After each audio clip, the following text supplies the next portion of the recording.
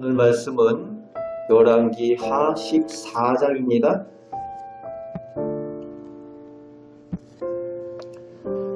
유다왕 요아스가 아람의 침공에 예루살렘 성전의 성물들과 금은들을 주고 돌려보냅니다. 그런 후에 자신들의 신복들에게 암살을 당한 후 오늘 본문에서 그의 아들 아마샤가 이어서 유다의 왕이 되었다라고 시작을 하고 있습니다. 이 아마샤가 유다의 왕이 되어서 29년 동안 다스리게 되는데 이 29년 동안 나름대로 태평성대를 이루게 됩니다. 그 이유가 3절에 여호와 보시기에 정직히 행하였다라고 기록을 하고 있습니다.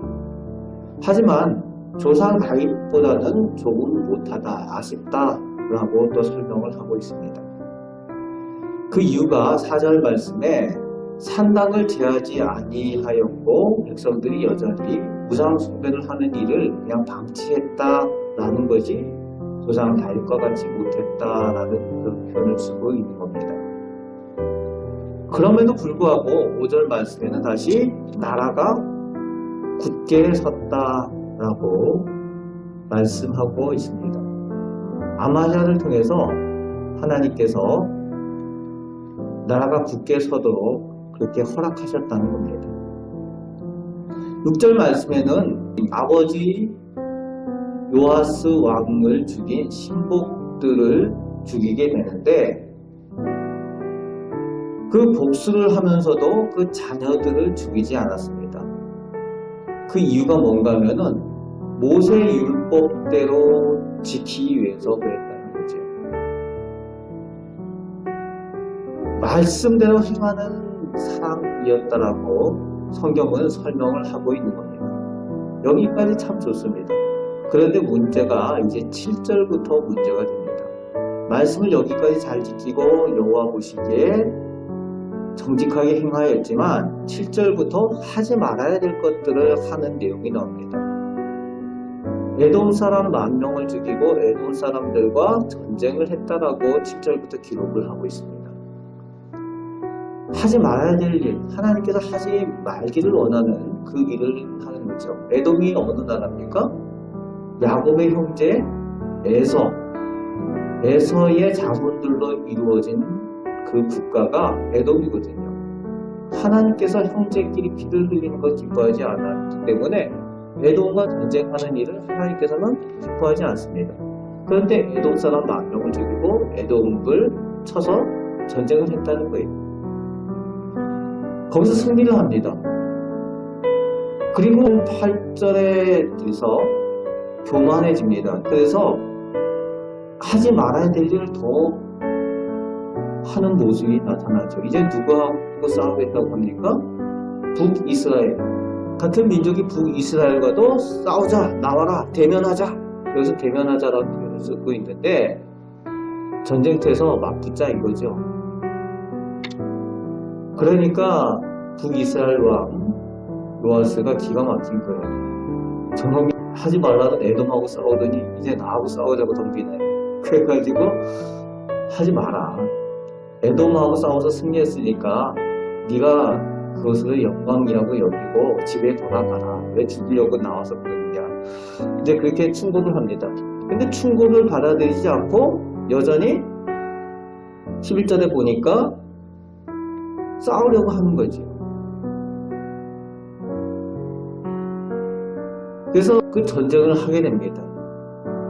그 전쟁을 해서 포로가 되고 말아요. 북이스라엘이 남유다를 쳐서 예루살렘까지 함락을 시킵니다. 그리고 아마샤를 포로로 잡습니다. 하나님의 말씀대로 행하긴 하는데 하나님께서 기뻐하지 않는 일들을 나중에 하게 됩니다. 하나님께서 하시는 말씀대로 행할 때에 내 마음에 드는 것만 순종하고 내가 하고 싶은 것이 말씀하고 맞지 않으면 순종하지 않는다. 온전히 순종하는 것이 아니라는 겁니다. 하나님께서 원하시는 순종은 내 마음에 들든지 안 들든지 온전히 하나님께서 원하시고 기뻐하신 것이 무엇인가를 온전히 깨달아 알아서 순종하는 것이 진정한 순종이고 하나님께서 기뻐하시고 영광 받으시는 일인 줄 우리가 기억해야 될 줄로 믿습니다.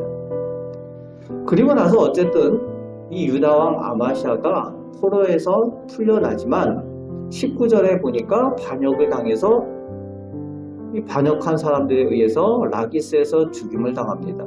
그리고 그의 아들 아사랴가 또 다시 왕이 됩니다. 그나마 유다에서는 그 왕위가 다른 사람이 보통 되지 않고 북이스라엘은 반역을 하면은 전혀 다른 남이 왕이 되는데 남유다에서는 그래도 그 아들을 다윗의 왕위를 이어서 왕위를 이어가게 하는 것을 볼 수가 있습니다. 그리고 이제 23절부터는 다시 북이스라엘 왕계에 새로 왕이 되는 여로보암 2세에 대한 내용이 나오고 있습니다. 여로보암이라는 이름에 걸맞게 초기 왕이었던 느밧의 아들 여로보암과 똑같이 여호와 보시기에 악을 행하였다라고 성경은 기록하고 있습니다. 그리고 우리가 잘 아는 그 이름이 나오죠. 아미떼의 아들 요나 선지자가 이제 여기서 등장을 하게 됩니다. 요나 선지자를 통해서 하나님께서 예언하시기를 이스라엘이 영토를 회복할 것이다 라고 한 것처럼 여로보암 2세 왕이 악함에도 불구하고 그를 통해서 하나님께서 영토를 회복하게 하십니다. 그런데 백성들은 여전히 어렵고 고난 가운데 있다라고 성경은 기록을 하고 있죠. 그래서 26절에 백성들이 고난 가운데 있다라고 되어져 있습니다. 그럼에도 불구하고 하나님께서 이 악한 왕을 통하여서 그를 통하여서 이스라엘 땅 영토를 회복케 하는 도구로 그를 삼으십니다. 여기서 우리가 기억해야 될 것은 선한 자나 악한 자나 모두 하나님의 통치 아래에 있다는 것을 우리가 기억해야 됩니다. 악한 자는 하나님의 통치 아래에 없는 것이 아니라 선한 자이든지 악한 자이든지 다 하나님께서 다스리는 통치 아래에 있음을 기억해야만 합니다.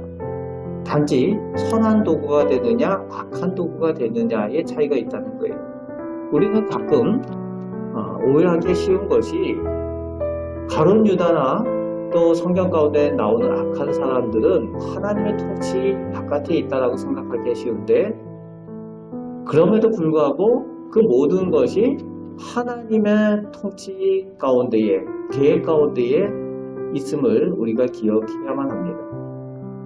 오늘 우리가 본문을 통해서 주시는 하나님의 말씀을 기억해야 될 것은 하나님 보시기에 정직하게 행할 때에 하나님께서 평안을 주시고 은혜를 베푸시는데 하나님 보시기에 정직하게 행하는 일에 있어서 말씀대로 순종하는 일에 온전해야 된다라는 것을 아마시아를 통해서 우리에게 말씀을 주십니다.